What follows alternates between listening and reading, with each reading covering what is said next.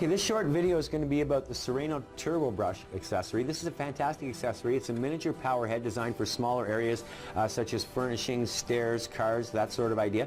It's an air-driven tool. It's not electrical, but it works fantastic. So we're going to use it today with our non-electric hose. The Turbo Brush will hook up to any of the hoses that we have with the Sirena. Always hook your hose up to the machine first. Then we're going to take our curved wand. We're going to put that on there. And next we're going to attach our Turbo Brush. And it's really as simple as pushing the button, giving it a spin. Now we've got it on here. Nothing happens until, of course, we turn on the machine, and when we do, you'll see it spin.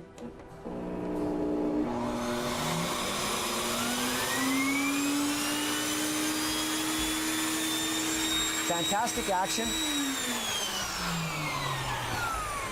And this is great for those small reach areas. The Sirena Turbo Brush, available through your Sirena retailer, sold separately.